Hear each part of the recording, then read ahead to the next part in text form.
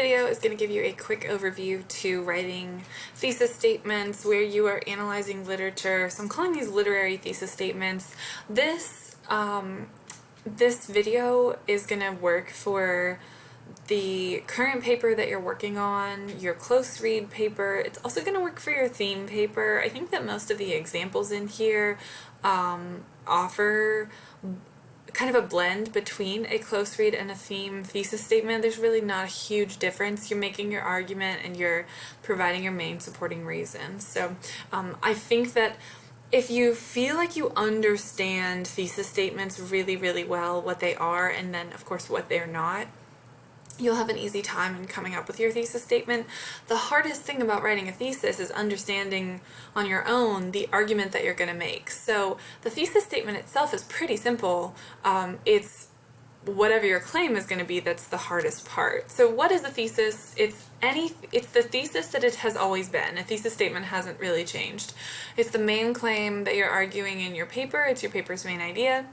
And it also should include the focal points that your paper will cover. So that is, well, you're having this main claim, but you have to back it up with your specific ideas, and it's kind of like the main idea of either each of your body paragraphs, if they all address different topics, or a grouping of body paragraphs, then, if your paper is particularly long.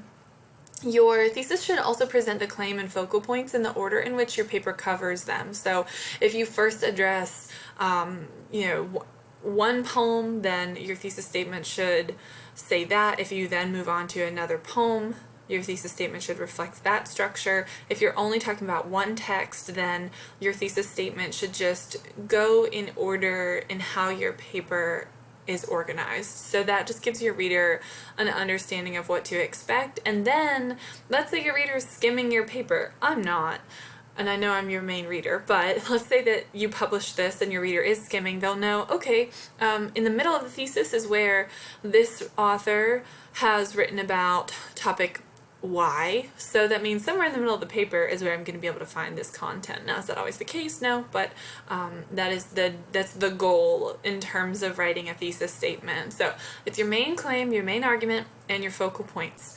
I think what's important to talk about too is not just what a thesis statement is, but in defining it, to talk about what it's not, because I do still get a lot of students writing thesis statements that look like one of these two things, which for me are not acceptable thesis statements. So sometimes people will ask a question at the end of their introduction where their thesis statement should be and not have a thesis statement. So a question is not a thesis. If you like rhetorical questions, then you could always ask a question before presenting your thesis statement.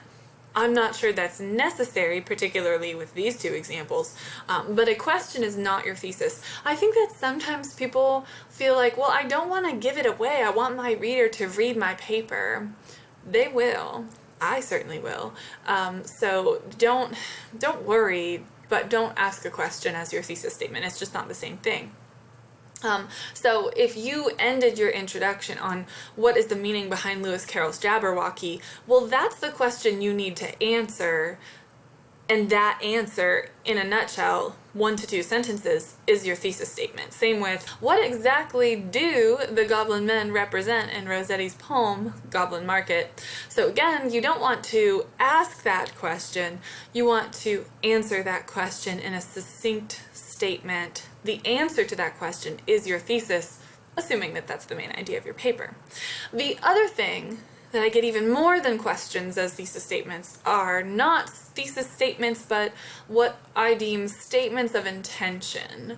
It's like saying, here's what I'm going to do in this paper. For example, this paper will explain the meaning behind Lewis Carroll's Jabberwocky.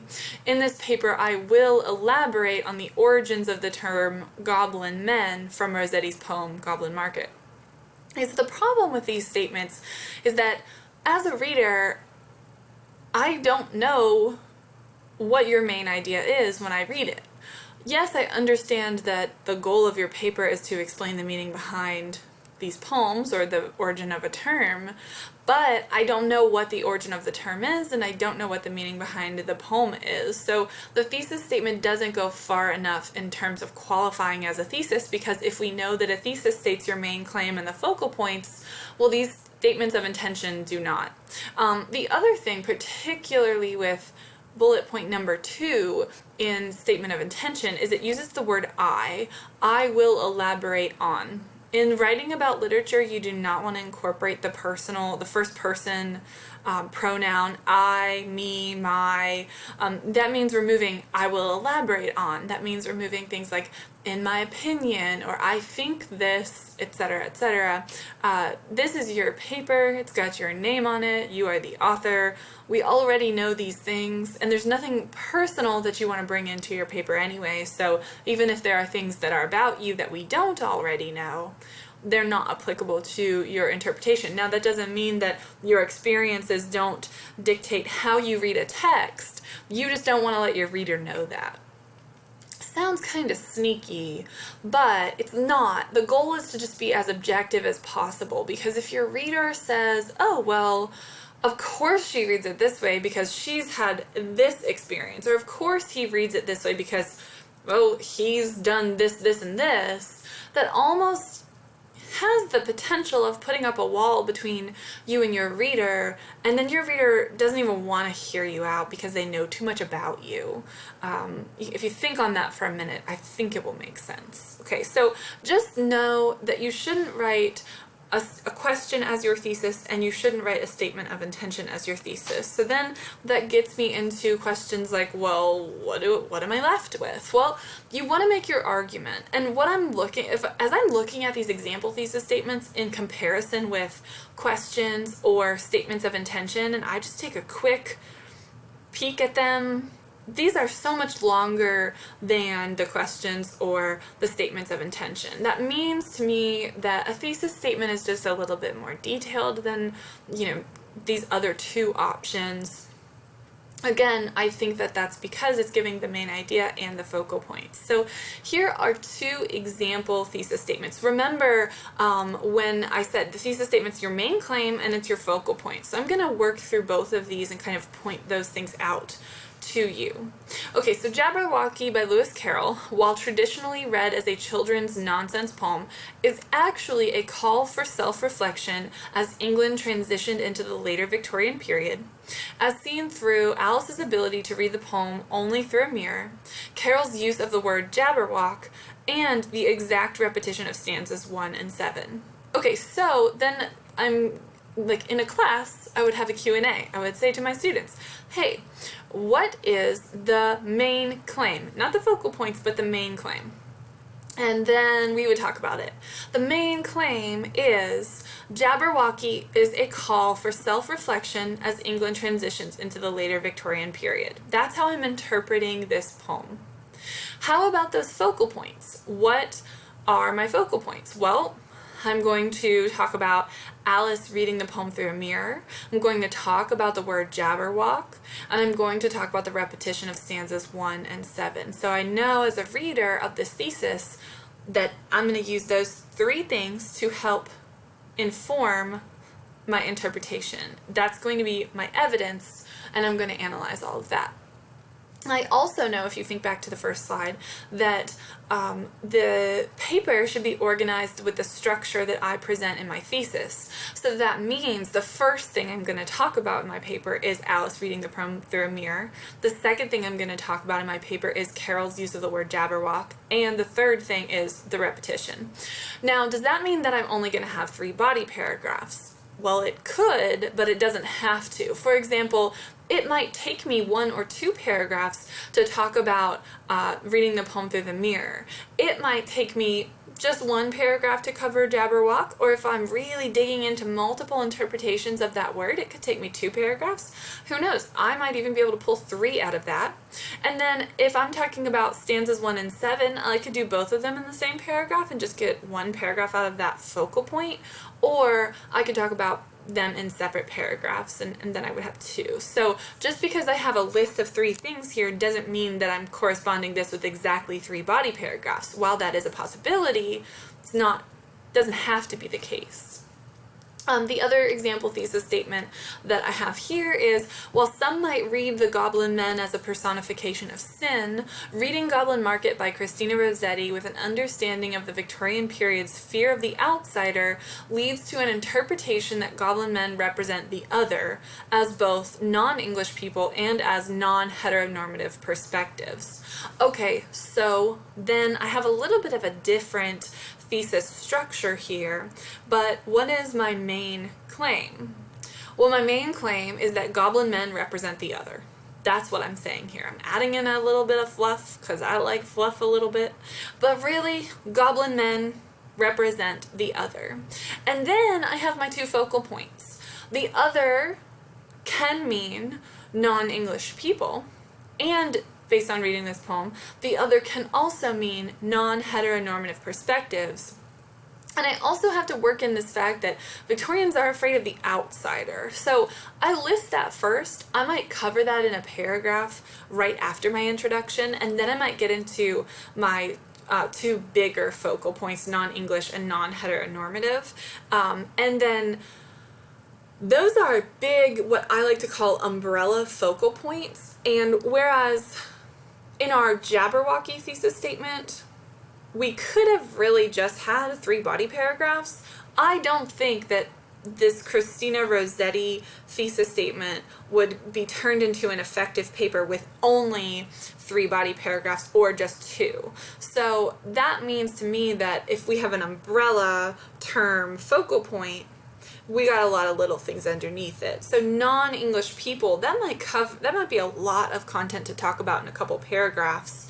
And then non-heteronormative perspectives also might be another, instead of a paragraph, it's like a chunk of my paper. Multiple paragraphs, 3, 4, something like that. Could just be 1, could be 2. I mean, it's your paper. You get to decide these things. I want you to know that there are some rules, but there are not very strict, by the book, 100% all of the time rules. Okay, I think I only have one more slide for you guys. I'm going to try to get this down in 15 minutes. This is my thesis statement fill in the blank. And you'll notice that I write a lot of my thesis statements using this structure. I think I just honed in on it in school, and it was always effective for me. I'm not telling you you have to write your thesis statements like this, but it's worked for me. So if you struggle with writing thesis statements, try out the fill in the blank style. So the first thing you do is present a different, more common reading or interpretation of the text. While some might read text, so you insert the title of the text, as, then insert that different interpretation. You want the author's name in your thesis. So author's work is actually, then insert your claim, as is supported by, you can change that phrasing up in a number of ways, and then you get your focal points. So I followed that structure using Harry Potter and some like off the top of my head stuff. While some might read, okay, and I'm inserting the text, Harry Potter as, here's a different, more common reading, different meaning different from me. While some might read Harry Potter as a traditional story of good versus evil, that's boring interpretation. J.K. Rowling, okay, so here's the author's name. J.K. Rowling's work is actually a Marxist critique of the royal family. There's my main claim. As is evidenced by my focal points. I like 3s, so here we are. Hermione Granger's Muggle-born status, Hagrid's non-standard English, and the descriptions of the Malfoy's manor house. So that tells me, again, this is the organization that I'm going to structure my paper. I'm first going to talk about Hermione Granger being Muggle-born, then I'm going to talk about Hagrid's non-standard English, and then I'm going to talk about Malfoy's manor house. If I write my paper and I realize that's not a good structure, then I just can move things around and just go back and adjust my thesis statement, and that's perfectly fine. Of course, as I'm talking about all of these focal points, I have to continuously connect back to my main claim, which is Hermione's Muggle-born status isn't just a fact of who she is, it's J.K. Rowling's Marxist critique of the royal family. And so I have to make sure that I'm connecting those things together. So hopefully this has made some sense on thesis statements. If you want to run your thesis statement by me at any point, I'm happy to take a look at it. Just send it to me in an email. Give me, a couple of hours, maybe 12, maybe 24, to look at it and give you some feedback. And then you can keep on going. So if you need help, if you have any questions, let me know. Send me an email.